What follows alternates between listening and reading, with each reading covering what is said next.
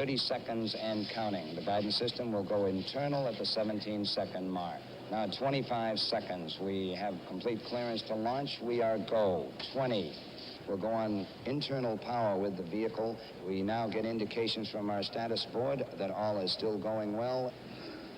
Second stage tanks are pressurized as our countdown continues. The vehicle now on the battery power on the vehicle, and all is still going well. The astronauts are go launch vehicle.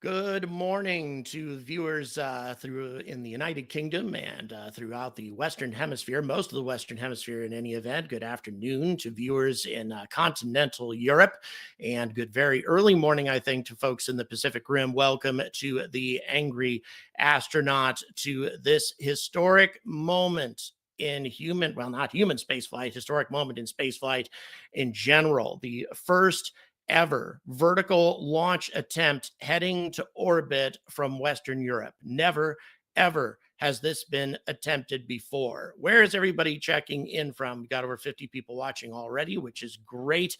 By the way, we only just brought the stream public because we weren't certain about how all this was going to work. but we got it public now. So hello, Farouk from New York. And hello, Coffeeville. Very cool town in terms of its history. Hello, Scotland. Anton Nim is not late at all. Hello, Four Marks UK. Thank you very much for checking in. Hello, Northern Ireland and Nottinghamshire. Thank you very much for being here today. Hello, Somerset UK. And hello, Mulheim on Ruhr. Guten Nachmittag, Carl. And let's see, Roswell, New Mexico. And another viewer from Germany, Guten Nachmittag. I think that's good afternoon, right? Any event, I studied German in the university, but that was 30 years ago. So when I was in Austria, I had an opportunity to get caught up on my German to some degree, but still I became very keenly aware of how much I had forgotten. But still I was able to get by. Discovered that German speakers are very, very nice when it comes to being patient with you. As long as you speak some German, most German speakers are super patient in working things through and communicating. Hello, ciao. Hello, Enrico. And once again, really, really appreciate everybody joining today. There is a fairly large crowd over on the Isar Aerospace's stream. However, I would say the vast majority of those people are not English speakers. For the first time in my life, I'm seeing this kind of stream, and it's very exciting. Mostly German speakers, but I also noticed a number of people from Poland, also folks from Spain. Really a very solid European crowd over there. And I think that's probably the case over here too, for the most part. Hello, Scotland. Dionysus, really appreciate you checking in today. Hello, Anton Nim, and thank you so much for your support. Really appreciate your generosity. Appreciate everybody's generosity. I am leaving on Wednesday for Space Symposium. So that's, of course, even though they're being kind enough to allow me to attend as accredited media, which means I don't have to pay the over $1,000 entry fee. And not all journalists get to do that, by the way. You don't just get to contact those guys and say, hey, I'm a journalist. Can I come as accredited media? You have to go through a process, and really it's a handful of journalists that get to attend.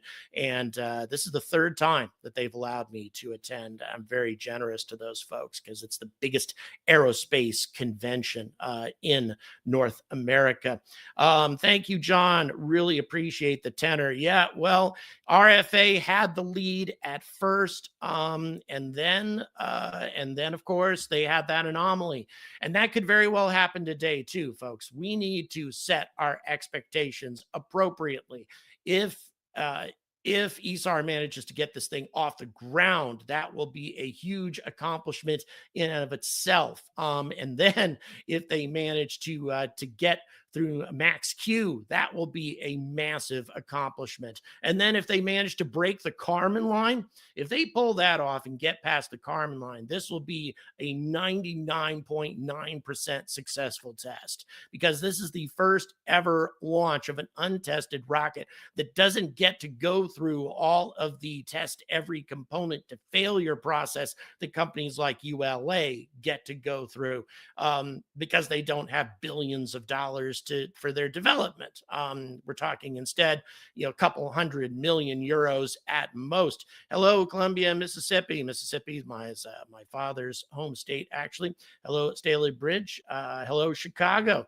Chris, thank you so much for the tenor. Really, really appreciate that. Yeah, I cannot overstate the importance of today's launch. It is so absolutely critical that this launch be successful, or at least can be interpreted as being successful, because Western Europe is in a situation right now where Western European customers are hungry for a sovereign launch capability. This is something that Europe has never had in the past, nor did they really think that they needed to. But now, all of a sudden, believe me, I've been to two space conventions or space-related events here in Britain in recent weeks, and everybody agrees that Europe needs a sovereign launch capability as desperately as they need homegrown military capabilities. Everything that Europe is trying to do to become self-sufficient from a military side of things, that also applies to spaceflight. That's why Isar Aerospace's launch today is so critical. The Spectrum, of course, is not a massive rocket, but at the same time, you have to keep in mind what Rocket Lab has been able to accomplish with the Electron. The Electron only being able to lift 300 kilograms up to low Earth orbit. The Isar can launch more than triple that capability, opening up the prospect for an even bigger variety of customers making use of this technology. So very, very big deal indeed. Yes, to all the viewers who observe Mother's Day on the 30th, happy Mother's Day. Definitely an important day to a lot of folks today. And also, I need to remind everybody that ASN, who just posted here, he's not actually running the stream today because he's taking his wife out for Mother's Day. So that being the case, we have the transporter room. For the first time ever, you've seen him post here in the chat. Our friends at the transporter room are actually running this stream, and the transporter room has never run a stream before, guys. This is his first attempt at doing this. So everybody needs to be patient in case we run into any technical issues today. But also very, very grateful to the transporter room. If you are not a subscriber to that channel, you need to be a subscriber to that channel today, because they do some great stuff, especially interviews with folks involved in Star Trek. For those of you who remember, I think it's Dr. Phlox? I don't even remember much from Enterprise, but in any event, right, Dr. Phlox was interviewed on the transporter room just a couple of days ago. Really entertaining interview. And once again, I even forget the actor's name. I never watched much Enterprise, but a very entertaining interview. The transporter room is starting to get some big name celebrities to appear on the show. So if you like Star Trek, you absolutely need to subscribe to the transporter room. Okay, so over 100 people watching now. Very happy to see that, especially given the fact that this is not a SpaceX launch. This is not a NASA launch or anything along those lines. Isar is supposed to be going live here shortly. However, chances are their broadcast is going to start off with some copyrighted music, and periodically we will have to mute them if any copyrighted music comes on there. By the way, the folks who are enabling this broadcast for them are the folks at NASA Spaceflight. Our friends over at NASA Spaceflight really came through for the spaceflight community, because it was looking like Isar wasn't going to be able to do this at all. And then apparently there's a collaboration between them that made this possible. So yeah. John Billingsley, that's a guy's name. Man, I'll tell you, he was entertaining to watch, this fellow. Very, very entertaining indeed, and definitely worth checking out that. Checking that out. Okay, I'm sorry. Go ahead, producer.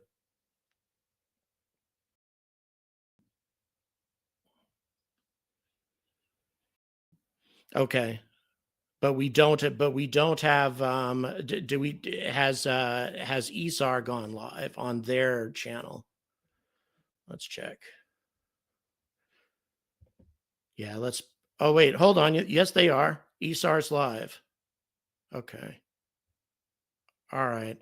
And this is, yeah, if these are, yeah, let's go ahead. We're going to go ahead and bring Isar on, folks. And let's go ahead and watch this broadcast. And even save lives and habitats. So our vision is actually to offer independent, reliable, economic, and orbit flexible launch capabilities to a wide range of customers. And we aim to do so by scaling and industrializing the production of launch vehicles.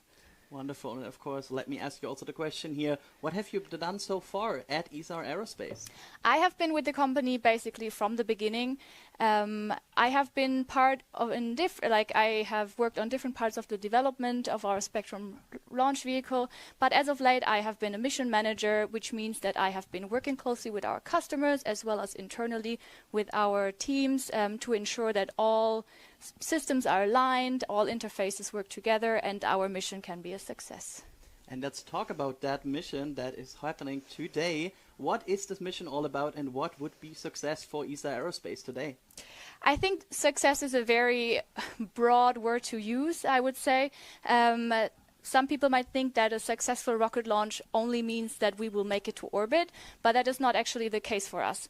Being on this mission today, being on the pad right in front of me, behind us, sorry, is already a huge success for us. And especially in today's geopolitical climate, I think this is about much more than just a rocket launch. This is our first test flight. And we will try to gain as much data and experience from this first test flight. This is our last integrated test of our whole launch vehicle as one. And let's talk about that data a bit more. Why is that data so important for Isar Aerospace going forward? We follow an iterative approach at Isar Aerospace, which is also called rapid prototyping, where we test early on in our development in order to be faster in improving and then iterating the design. So we design a component, we then build it, we then test it. From that test we gain a lot of data, we analyze it, we learn, we then iterate the design and then improve our designs for the next iteration or the next test. And this is what we're doing here today. So we're really trying to gather as much data as we can. We will try to test every system of this rocket so that we will know for the next iteration of the rocket that we can improve it. And actually, our strength is not only building one rocket that you can see behind us, but actually the serial production of rockets. So rocket 2 and 3 are already in production right now. That is amazing. Let me also talk about, you have been with this company since the beginning. How are you feeling today on set today? It's definitely a broad mixture of feelings. I'm nervous, I'm excited, but most of all, I'm extremely proud. I'm proud to be part of this team, proud to see what we've accomplished over the last 7 years. It's really an incredible feeling. Absolutely, and there's so many people at Isar Aerospace who have been working on this and forming this path to launch. Do you mind giving us a bit more about this path to launch here? Yeah, I mean, the mission is called Going Full Spectrum. We have not only built this launch vehicle, but we have really built the full spectrum behind it. We have built all of the production capabilities, the testing capabilities, as well as the launch site that we can see. going full spectrum for us means giving everything. We have a hardworking team that is entirely committed to making Spectrum fly. Absolutely. Let's talk about Spectrum a bit. Your beautiful rocket here. Do you mind sharing a bit of more insight about Spectrum? Sure. Spectrum is a two-stage orbital launch vehicle, which is completely manufactured and designed in-house. We have a payload capability of 1,000 kilograms to low Earth orbits and 700 kilograms to sun-synchronous orbits. What is special about Spectrum, I would say, is the use of propellants, which is very unique in this industry. We're actually using liquid oxygen and liquid propane. Also, an interesting fact about Spectrum, we are using linerless carbon fiber tanks for our primary structures. And do you have any other things that make Spectrum so unique and so perfectly fitting for the missions you designed it for? Yes, also we use a lot of, state-of-the-art materials. So, for example, all of our engines are more than 80% of our engines are 3D printed. So we can really be super flexible as well, also in the design of our components. Mm-hmm. Wonderful. Let's talk a bit about where we are here today. Of course, we are sitting in, a beautiful landscape here. Let's talk, why did you choose Andoya as a launch site for Spectrum?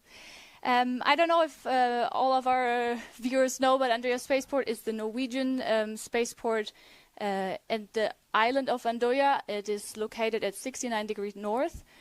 We are super far high north here, which means that we are perfectly located to reach sun-synchronous and polar orbits. And we have the advantage here that we can fly directly over open ocean, so we don't have any civilian overflight. And we've chosen also this launch site because our partner here on the island, Andoya Space, they have had experience already with launching suborbital rockets. Absolutely. Let's talk quickly about the testing that Spectrum so far has conducted here. What were the testing steps that got Spectrum on the path here? As I mentioned earlier, we are following the rapid prototyping approach, so we really have basically tested each and every component on the rocket already. We start by testing one component by itself, and then once we have understood it, once we've iterated, once we have perfected the component, we basically integrated all the components together. So we started out with super early propulsion testing, and then integrated it stage after stage into the fully integrated engine hot fire testing, for example, that we did in 2023. And just a few weeks ago, actually, we have concluded our final test before we were able to do this first test flight, which was a fully integrated 9-engine hot fire of our first stage. Wonderful. We have, of course, seen here the engines venting a bit. Do you mind talking us through the final steps here? What will Spectrum do in the final few minutes here before flight? We have started already cooling down the engines. We call that conditioning. So we try, because we use liquid oxygen and liquid propane, which are cryogenic fluids. So we will reduce the temperature of the engines so that there will not be any temperature gradients once the fluids run through it. This process has already started, and then we will start the auto sequence soon, from which point onwards basically all systems are go, and we are hopefully seeing our Spectrum vehicle lift off behind us. Quickly ask another question about the auto sequence. Can you quickly describe to me what is exactly an auto sequence? Auto sequence means that from this point onwards, we don't necessarily have control. Of course, we can still abort, but we don't really interfere with what is happening at the launch vehicle. So the launch vehicle will give us live updates on what is happening, and basically will fulfill its first flight. With just 5 minutes and 30 seconds to go here, I want to give you here a final opportunity for a last statement before I let you go step outside and watch Spectrum fly. I want to direct these words directly to our Spectrum on the pad. We are all here rooting for you. Good luck, good luck. We really just want to see you fly. And with that, I want to, again, give you the chance to step outside and see Spectrum fly. Thanks for being with me here on the broadcast today. We might hear from you later. Thank you, Adrian. And with that, we will also start to reduce commentary here a bit and let you also listen in a bit and do the amazing pad sounds before Spectrum will fly in potentially 5 minutes from now. Well, we'll see if we get notifications. right now. Okay, guys, we are currently muted, although we're going to bring this back in just a moment once we get closer to the moment of liftoff. But at the same time, as I'm sure most of you noticed, NASA Spaceflight doing a really good job of providing coverage and providing video access and video feed to this. This wasn't something that was going to happen before. So I think a lot of us can say that we're super grateful to them for making this possible. Believe me, I wish I was there. I had tried extensively to get up to Andoya and to develop the same kind of relationship that I have with Saxavord, but they're super busy folks up there, and it was difficult for them to let somebody new into the equation at this time. But still, they've been very nice and connected with me for all media updates. I've been receiving all of the information that goes out to the media immediately comes to me as well. So they've been very cooperative and really, really appreciative of that. So we got to hear, though, real quick, what was so important about all of this, the geopolitical situation that was mentioned. I've been hearing this over and over and over again at aerospace related conferences and events here in Britain. The fact of the matter is, just as desperately as Europe needs to develop their own military capabilities, they need to develop sovereign spaceflight capabilities as well. Europe has become keenly aware now that this is something that they need to take care of themselves. And the money is, I think, going to start flowing here. But the results of this test are going to be absolutely crucial, not just to Isar, but to everybody else too. Because if this test goes very well, it's going to tell Western European investors that this is possible, that this is something that sovereign launch providers can do. And so therefore, other companies like Orbex, like RFA, like PLD Aerospace in Spain, all of these folks are going to get the same opportunity. We're approaching the 2-minute mark here at this point. Everything is still looking quite good at the moment, yeah, I'm getting excited here, folks. This may not be a huge event to most of us Americans who are used to much bigger rockets lifting off, but in terms of what this means to European spaceflight, there has never been a moment more important than now. So once we hit the 90-second point, producer, let's just go ahead and bring Isar back on, and let's wish them Godspeed. Oh, here we go, folks. We'll go ahead and bring them on once again, and Godspeed, Isar. Godspeed, Spectrum.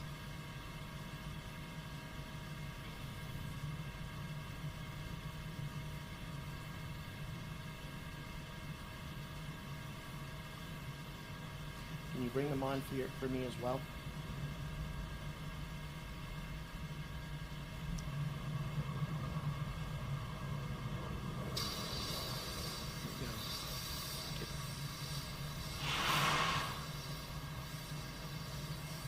Boy, this is going really well.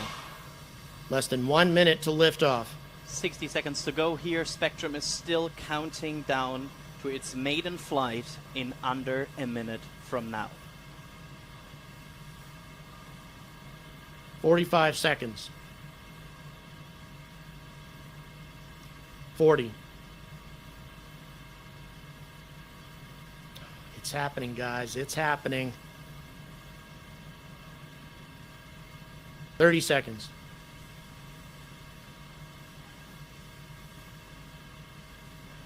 Come on. 20. Minus 15 seconds. 10. Here we go, baby. Got an ignition. And we have engine ignition. Go! Yes! And we have liftoff of Spectrum. Go, Spectrum! Woo! Yeah! Beautiful, magnificent. The vehicle has cleared the tower and is now starting the pitch over maneuver.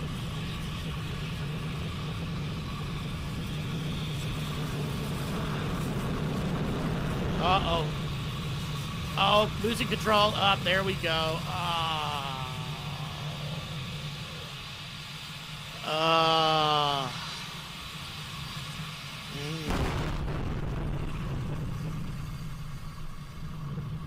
don't see the point of impact.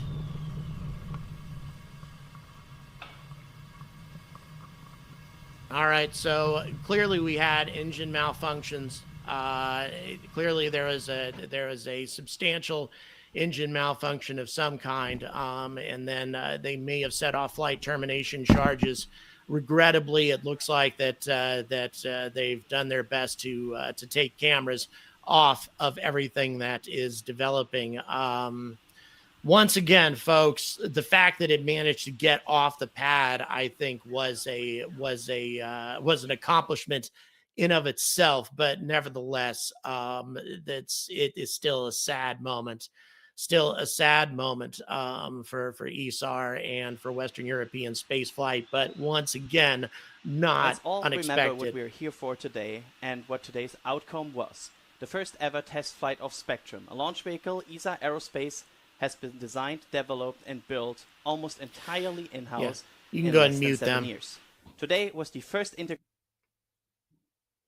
All right, sorry for muting them. However, the reason it is not out of disrespect or anything. It's just because this is a NSF commentator who has no more information than the rest of us at this point, unfortunately. Chris, thank you so much for the tenor. There's going to be clearly going to be a lot of analysis of what just happened, but yeah, it got off the pad, says Chris. Good point. It cleared the tower. Yes, indeed. And there was an engine.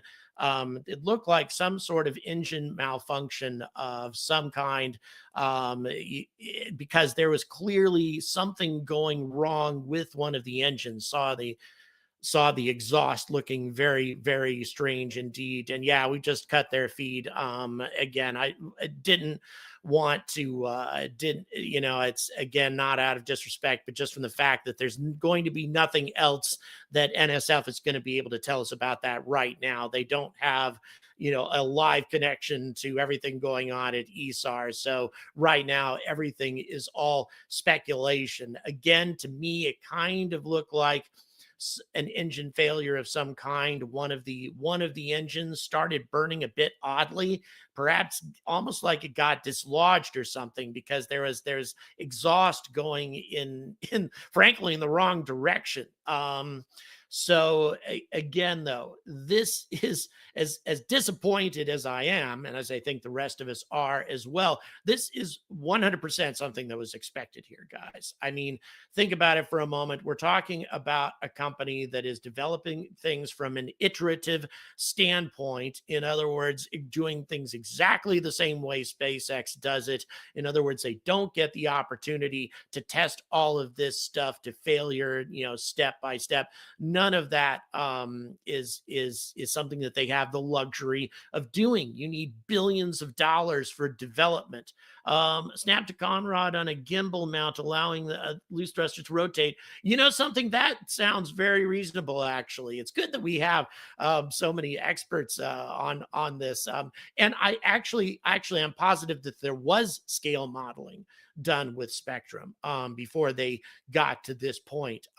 So the thing of it is, though, is once again, with the limited amount of funding that all of these companies received, compared to the amount of funding that, say, a company like ULA receives, or indeed even the funding that SpaceX got at the beginning, they got a lot more money than these companies got at the beginning. So really, the first launch experiencing this kind of failure should surprise nobody. It is, of course, disappointing. We would have loved to have seen it at least get past Max Q, to at least approach the Kármán line, something along those lines. But unfortunately, the launch bore a greater similarity to some of the launches that Astra carried out. So again, that is, that's disappointing.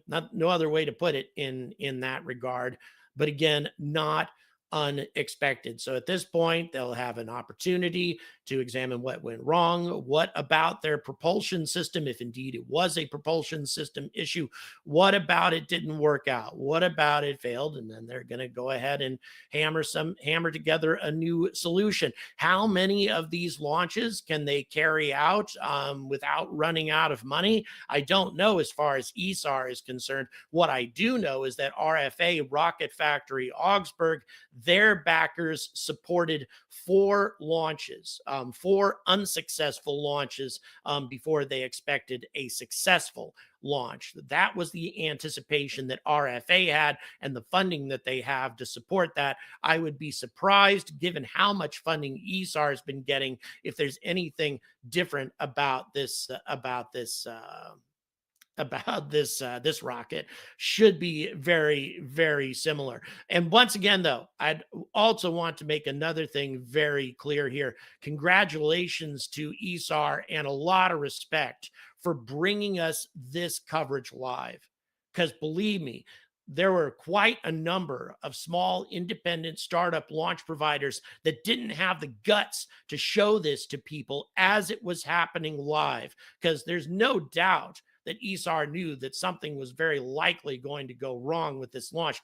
And the fact that they allowed NASA Spaceflight to put their cameras on this launch and to bring us this coverage anyway, that indicates a level of transparency that is very rare in this industry. There are plenty of companies that don't allow that sort of thing at all. The best, the best indications that we can get that something went wrong with some of these launches is an amateur with a cell phone from miles away, having seen the rocket, go off course in some bizarre way. That's the only way that we even get any notice that something went wrong. There's no payload, Farouk.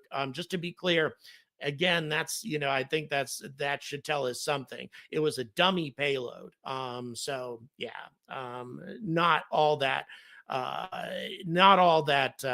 surprising in that regard as well. So again, can't say that I'm not disappointed, because I am. I certainly would have liked to have seen Spectrum achieve more altitude, at least get past max Q or something along those lines. Sadly, was not meant to be, but at the same time, something that quite a number of other companies have experienced as well. And a company I'd like to bring up that actually had a very disastrous first launch attempt was Firefly.